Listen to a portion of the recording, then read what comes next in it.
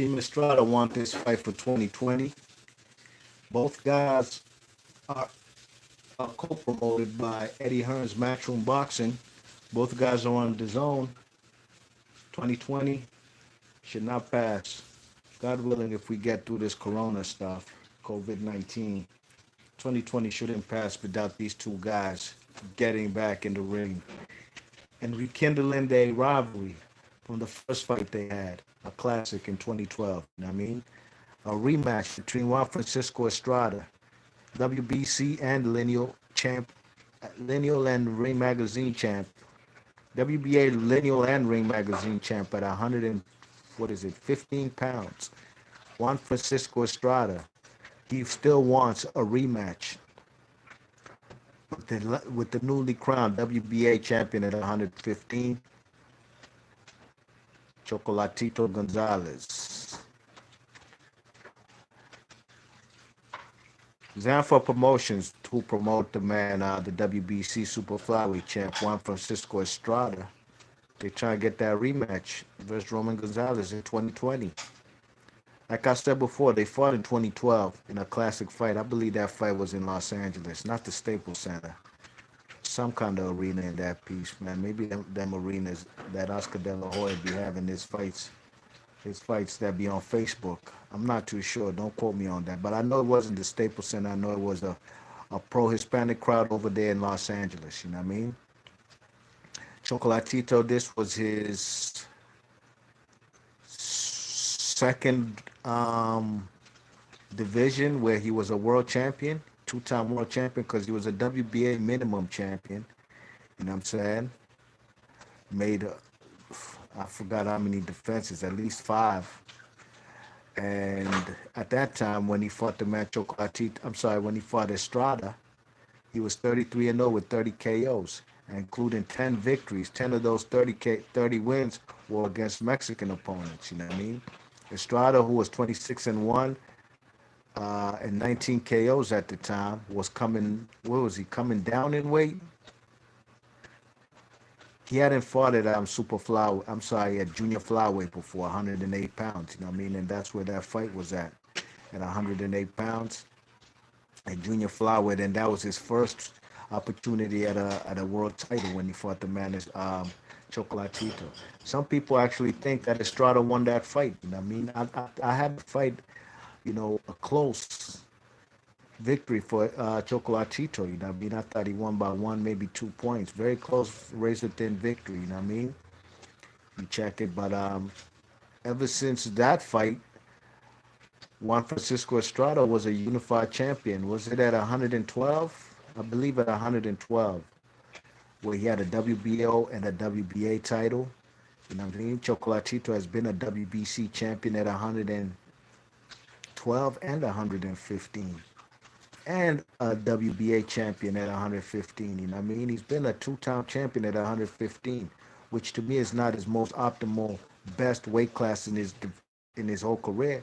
But just goes to show you how great this fight is. You know what I mean? Look, I may have not been putting Chocolatito number 1 pound for pound on the planet when guys like Andre Ward was still fighting. You know what I mean? I know a lot of people would like to try and change my mind or try and convince me that Andre Ward was not number 1 pound for pound, whether I was a fan of him or not. And I had nothing against Andre Ward besides the fact that, I thought he got a lot of credit for not fighting guys to become totally undisputed, like Lucien Bute. A lot of people said you don't need to fight Lucien Bute. I'd like, are you serious? Come on, man. What part of the game is this, man? Sure, Lucien Bute didn't participate in that Super 6 tournament on Showtime. But at the end of the day, he was available, and that was a world title, and that would have just enhanced Andre Ward's greatness.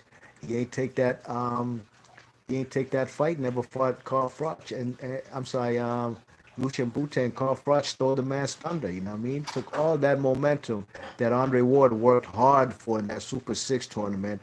At the end of the day, Carl Froch became an even more popular fighter than Andre Ward, despite the fact that Andre Ward took him to school, gave him a severe boxing lesson, especially exposing Carl Froch for his lack of not having an inside game, you know what I mean? Yeah, it should have been the man Andre Ward's crowning moment, but it was very short-lived because in Carl Froch's next fight in Nottingham, you know what he did to Lucian Bute. The rest is history. You know what I mean? Carl Froch, all he did after that was fight mandatories, tough mandatories, and guys like George Groves, you know what I mean? Fought some cupcakes like Yusuf Mack, of course. And he had that final fight where he fought in front of 80,000 at Wembley and rode off into the sunset, a multi-millionaire, you know what I mean? You check it, or whether Andre Ward didn't fight guys like Adonis Stevenson for undisputed, you know? Those are the only times I've been critical about Andre Ward, you know what I'm saying? But I still considered him number one pound for pound, you know what I mean? But Chocolatito, at the end of the day, is a modern day great, especially at the lower weights, you know what I mean? The guy was 44 and 0 before he got his first loss, man. Think about that one time, you know what I mean? And that Juan Francisco Estrada fight was very close. Now, Juan Francisco Estrada was supposed to fight Rungvisai in a rematch for a third fight. The fight never happened because the man pulled out with an injury, if I'm not mistaken. Juan Francisco Estrada pulled out with an injury. And, oh, I'm sorry, excuse me. It was supposed to be Kaya 5 versus Juan Francisco Estrada. While Juan Francisco Estrada pulled out with an injury, Chocolatito got that fight with Kaya 5. Now he's a new world champion, you know what I mean? I'd very much love to see the rematch, you know what I'm saying? Um, like I said, a former WBO and WBA unified champion in Juan Francisco Estrada fought um, wrong Versailles in a razor thin fight. Close, could have gone either way. On my scorecard, I had it for wrong Versailles by 1 point, you know what I mean? Very close fight. Um, But then look what Estrada did to Rung Versailles in the rematch. You know what I mean? Whatever Rung Versailles was going through in his love life, personal life, that got nothing to do with what happens in between in that squared circle. You know what I mean? And Juan Francisco Estrada took Rung Versailles to a boxing school. You know what I mean? Now at 115 pounds, a unification between two of two great skill fighters, a unification with the ring and lineal title on the line. It don't get no better than that. And I can't wait to see this fight, you know what I mean? When will it happen? Who knows, man? With this COVID-19, who knows? But at the end of the day, I'm glad that Juan Francisco Estrada's team is hunting down Chocolatito. Sure enough, Juan Francisco Estrada is the champion and not no number one. And as far as the rankings, he is the god. He is the man. He's the man who beat the man who beat the man. Okay? But still, Chocolatito is still the name in the division, regardless if he's got knocked and sparked out by the man Rung Versailles, you know what I mean? And I actually thought the first fight, Chocolatito won that by 1 point. But that's just my scorecard. At the end of the day, Rung Versailles, that first fight meant nothing to both fighters, and even Rung Versailles, because he handled his business with the fourth round devastating knockout.